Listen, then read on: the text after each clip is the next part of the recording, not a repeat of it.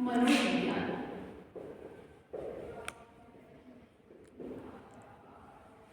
शिक्षा मनोविज्ञान दो शब्दों से मिलकर बना है, शिक्षा और मनोविज्ञान। तो शिक्षा मनोविज्ञान के अर्थ को जानने के लिए सबसे पहले अपने को शिक्षा शब्द का अर्थ जानना होगा। किन दो शब्दों से मिलकर बना है? शिक्षा और मनोविज्ञान दो शब्दों से मिलकर बना है। सबसे पहले अपने को शिक्षा शब्द का अर्थ जानना है। जो ये शिक्षा शब्द है ये किस भाषा से बना है, इसकी उत्पत्ति कैसे हुई है, इसको जानेंगे पहले। तो शिक्षक शब्द है यह संस्कृत भाषा की शिक्ष धातु से बना है। किससे बना है? शिक्ष धातु से बना है। संस्कृत की शिक्ष धातु से बना है। शिक्ष धातु का अर्थ क्या है? सीखना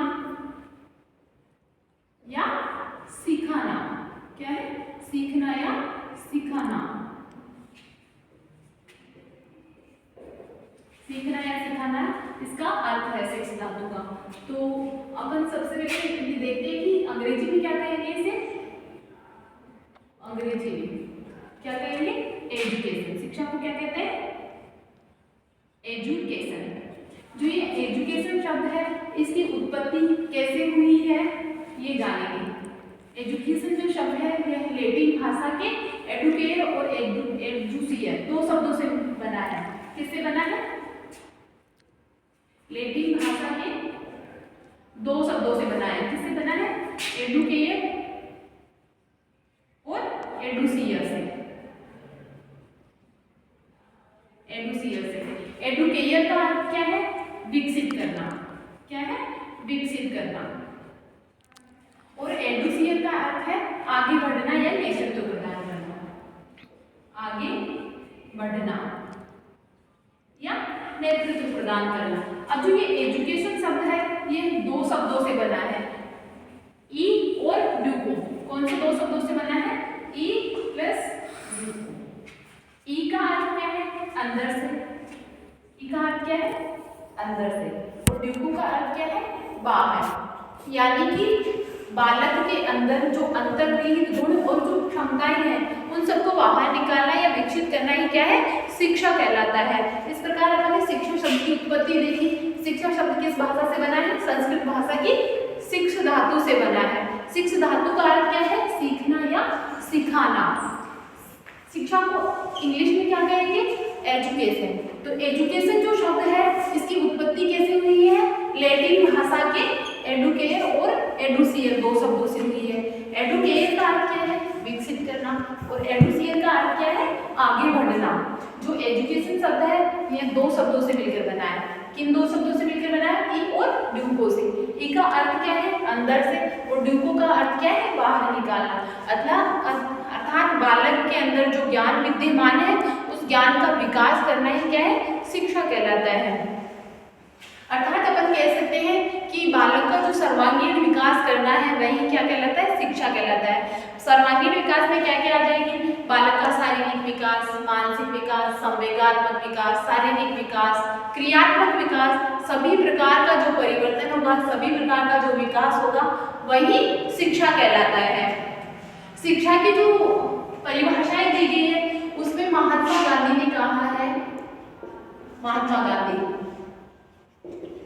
इन्होंने कहा है कि बालक का जो सर्वांगीण विकास है, सर्वांगीण विकास ही क्या कहलाता है? शिक्षा कहलाता है। अर्थात इन्होंने कहा है बालक का सभी प्रकार का विकास, चारों तरफ से विकास जो होगा वही शिक्षा कहलाएगा। इसी प्रकार स्वामी विवेकानंद ने शिक्षा की परिभाषा दी है कि बालक में जो अंतर्निहित गुण है, अंदर जो गुण विद्यमान है, जो ज्ञान विद्यमान है, जो क्षमताएं विद्यमान है, उन सबको विकसित करना ही क्या है? शिक्षा कहलाता है। जॉन एडम्स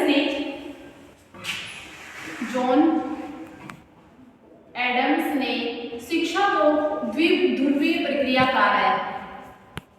द्विध्रुवीय प्रक्रिया कहा है। अर्थात जॉन एडम्स ने शिक्षा के दो ध्रुव माने हैं, दो आधार माने हैं। कौन कौन से माने हैं? पहला तो शिक्षक और दूसरा शिक्षार्थी। अर्थात शिक्षक और शिक्षार्थी के बिना शिक्षण प्रक्रिया पूर्ण नहीं हो सकती। पहला क्या है? शिक्षक और दूसरा है शिक्षार्थी।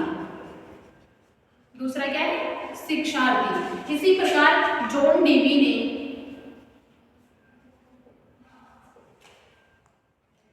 डीवी ने शिक्षा को त्रिध्रुवीय प्रक्रिया बताया है, अर्थात शिक्षा के 3 ध्रुव या 3 आधार माने हैं। सबसे पहला इन्होंने शिक्षक बताया है, दूसरा शिक्षार्थी और तीसरा पाठ्यक्रम। इसी प्रकार जॉन एडम्स ने 2 ध्रुव बताए और जॉन डीवी ने 3 ध्रुव बताए। पहला इन्होंने शिक्षा को त्रिध्रुवीय प्रक्रिया कहा है। क्या कहा है? त्रिध्रुवीय प्रक्रिया। 3 ध्रुव कौन कौन से हैं? पहला है शिक्षक, दूसरा है शिक्षार्थी और तीसरा क्या है? पाठ्यक्रम। अर्थात इन्होंने शिक्षा के 3 आधार बताए, शिक्षक, शिक्षार्थी और पाठ्यक्रम। इन तीनों के बिना शिक्षा की जो प्रक्रिया है वो संपूर्ण नहीं हो सकती है। अर्थात जब शिक्षक होगा और शिक्षार्थी नहीं होगा तो शिक्षण कार्य कंप्लीट कैसे होगा? अर्थात पढ़ाएंगे किसको, भी समझाएंगे किसे? तो शिक्षार्थी का होना भी आवश्यक है। और इन दोनों के बीच का जो माध्यम है वो क्या है? पाठ्यक्रम है। अर्थात पाठ्यक्रम के द्वारा ही शिक्षण की जो प्रक्रिया है वो कंप्लीट की जा सकती है। इस प्रकार शिक्षण त्रिध्रुवीय प्रक्रिया है। शिक्षक, शिक्षार्थी और पाठ्यक्रम 3 ध्रुव माने गए हैं। इस प्रकार हमने शिक्षा